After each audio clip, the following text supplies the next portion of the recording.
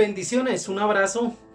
Quiero saludarles, decirles gracias por estar con nosotros, pero muchas gracias por querer conocer y saber de la palabra de Dios.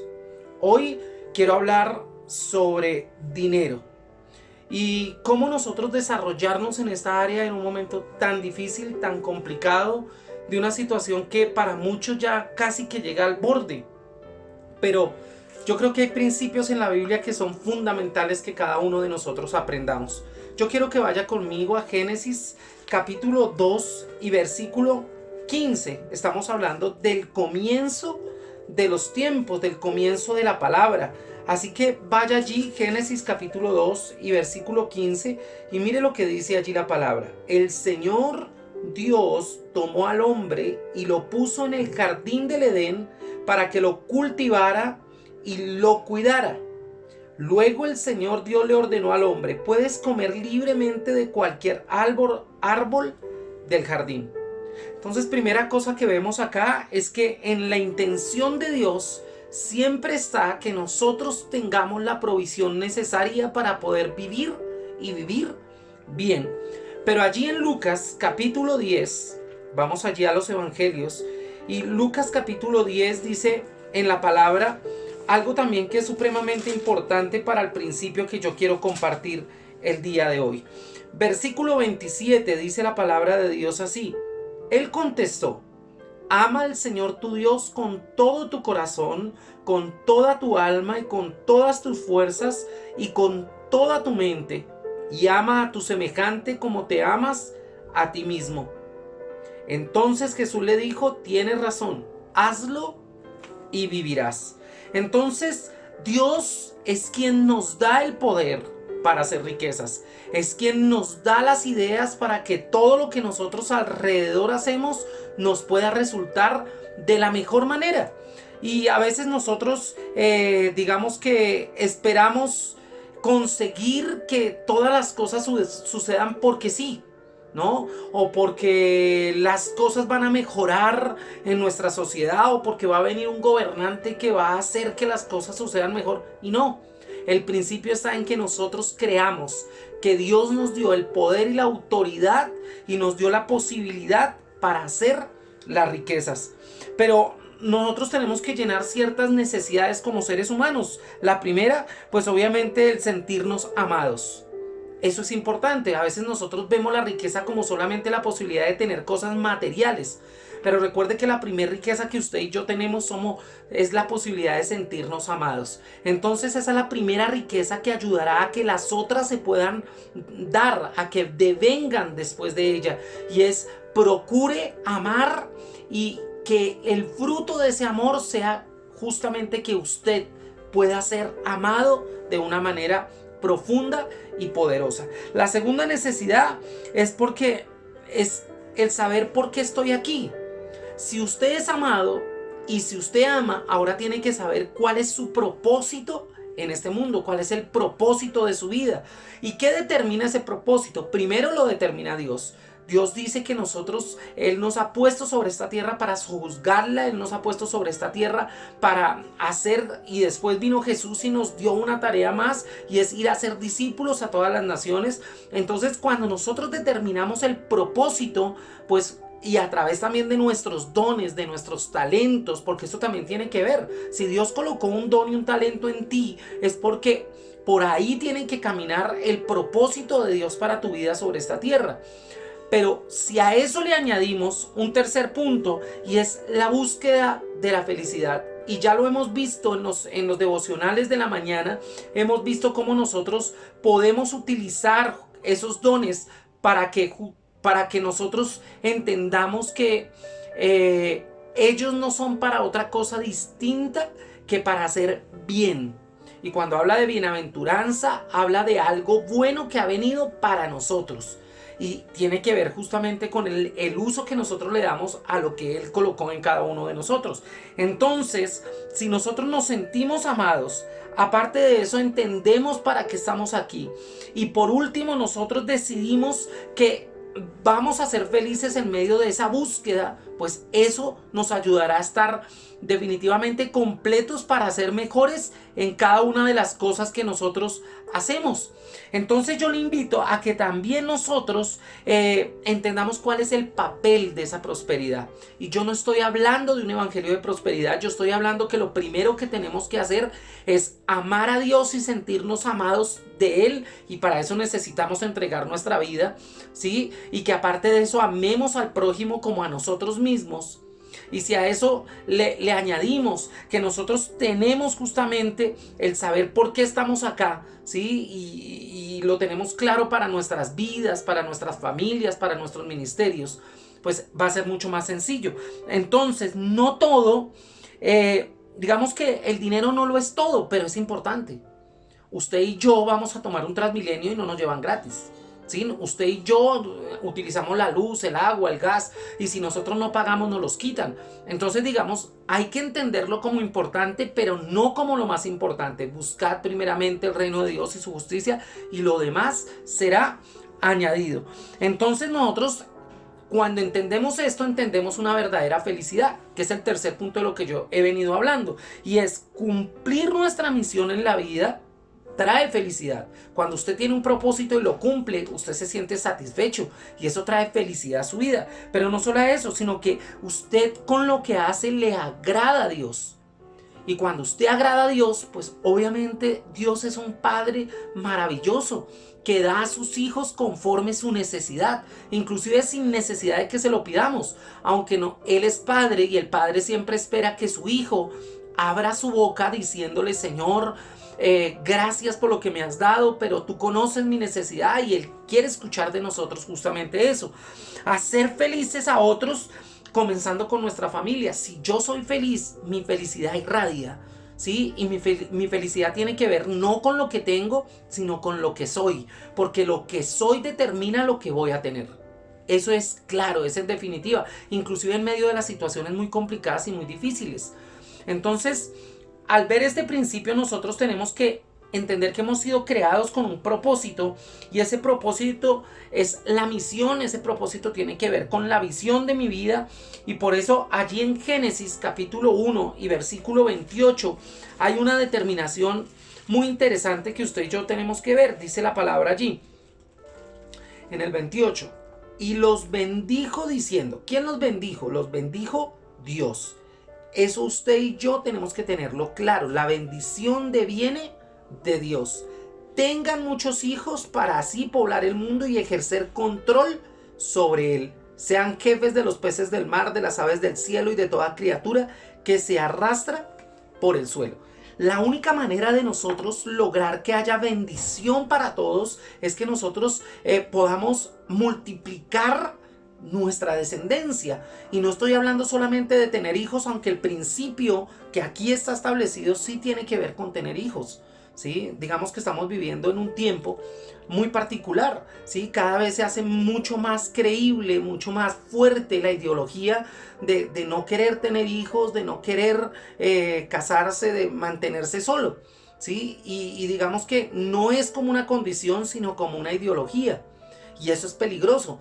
Lo voy a poner en términos de estos. Los musulmanes, por ejemplo, cuando han querido llegar y estar gobernando sobre un territorio, ellos no pelean, no guerrean, pero sí se multiplican en ese territorio, de tal manera que su ideología es multiplicada a través de la descendencia que va creciendo. Hoy por hoy, por ejemplo, países como Francia tiene un índice de musulmanes supremamente alto y ya están llegando a esferas y a lugares donde son determinantes.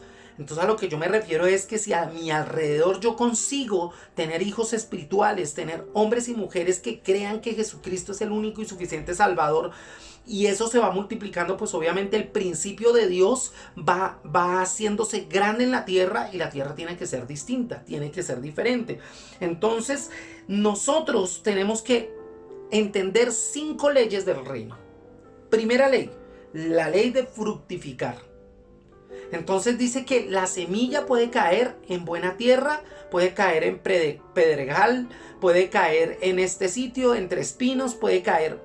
Bueno, lo importante para que un árbol se asiente, para que un árbol tome raíz, para que un árbol se haga fuerte y finalmente dé fruto, tiene que ver dónde se siembra.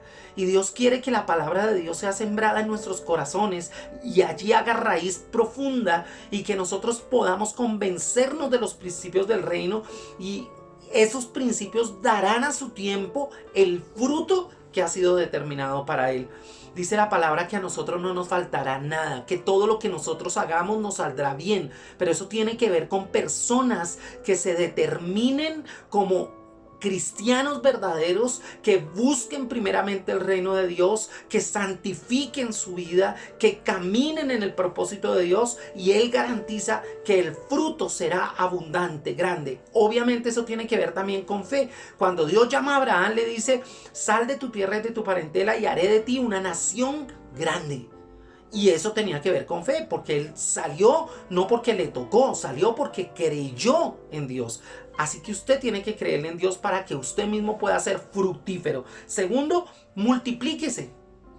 Dios no es un Dios de sumas, Dios es un Dios de multiplicaciones. Recuerde la multiplicación de los panes. Sí, habían solamente 2 panes, 5 panes y 2 peces. Y de allí Él multiplicó para que muchos comieran. Usted tiene que creer en la ley de la multiplicación. Lo que está en sus manos no va a sumar, va a multiplicar. Si usted es fiel, si usted le cree a Dios, si usted hace lo que Dios le pide que haga según la palabra de verdad. En estos días alguien me decía: pastor, es que tengo el diezmo hace un tiempo en mi casa y hay una necesidad apremiante en mi casa. ¿Será que yo puedo usar ese diezmo? Yo le decía: mira, tú tienes que entender este principio. Saber exactamente qué es diezmo y saber exactamente qué es ofrenda. El diezmo es la 10ª parte de lo que tú ganas. Y ese 10% no es negociable.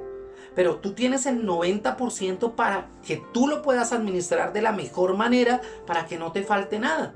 Entonces, si tú entiendes la diferencia entre ofrenda y diezmo, pues obviamente será sencillo entender el principio de la multiplicación. Pero no solamente eso, Dios nos pide que tenemos que llenar la tierra. Entonces la bendición también tiene que ver con que nosotros podamos extender el evangelio hacia afuera de nosotros. Dice que de nuestro interior fluirán ríos de agua viva. El profeta decía que el agua saldrá del altar e inundará la tierra. Y está hablando de la gloria, del poder y de la palabra de Dios, que es justamente llevada a través de lo que nosotros hablamos, de lo que nosotros decimos, pero de lo que nosotros somos como testimonio. Entonces, fructificar, multiplicar, llenar la tierra, pero también tenemos que usar la autoridad. La autoridad. ¿Y cómo explicar esto de la autoridad? ¿Usted conoce las promesas de Dios? La autoridad tiene que ver con que usted las proclame creyendo. Que usted diga: Dios dijo, Dios profetizó, Dios hará. Y cuando usted tiene autoridad en las palabras, no la tiene por sí mismo, la tiene porque Dios no miente.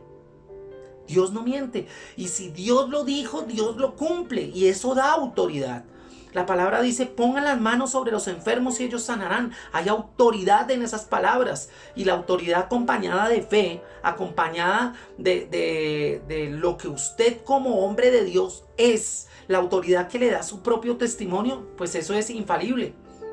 No porque se vaya a sanar absolutamente seguro, no, porque por encima de la fe está la voluntad de Dios.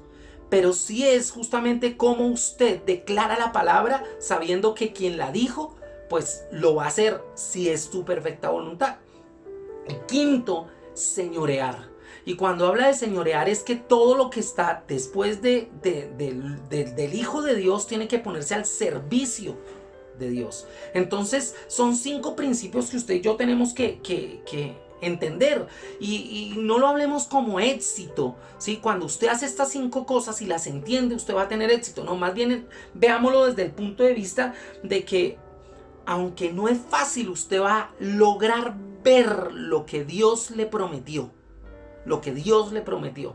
De eso estoy seguro. Y muchos lo han conseguido a pesar de que es complicado. ¿Y por qué? Porque han creído, porque han entendido la palabra de verdad. Y si usted entiende el éxito como ser feliz, eso ayuda. Porque a veces la gente entiende que tener éxito es obtener cosas, tener de su propiedad cosas. Y no siempre el éxito tiene que ver con eso. El éxito tiene que ver con que a pesar de que usted no tenga mucho, es feliz. ¿Sí? No porque sea, digamos, porque usted diga, ah, yo con eso ya me contento. No, no, no, no. No, porque realmente con lo que tiene, su vida funciona de la mejor manera. Entonces, ¿cuál es el mayor problema para alcanzar la felicidad y la trascendencia? Yo diría que a veces el problema es la visión. Cuando no vemos bien, pues no sabemos realmente hacia dónde nos dirigimos y hacia dónde vamos. Es claro eso, entonces es un problema serio, es un problema serio. Entonces es un problema de mentalidad, ¿no? En principio, dice la palabra, en esto pensad. ¿Por qué? Porque el hombre tiende a ser pesimista, el hombre tiende a no creer en la capacidad que Dios puso en él, el hombre tiende a hacer más lo que los otros quieren para sentirse parte de un grupo que hacer lo que Dios dice, quizás para ser despreciado en algún momento.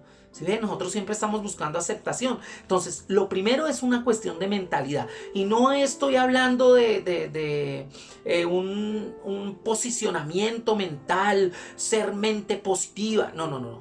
La palabra tiene que estar aquí en nuestra mente, tiene que anidarse en nuestro corazón, tiene que hacerse carne en nosotros. Eso fortalece nuestra manera de ver las cosas.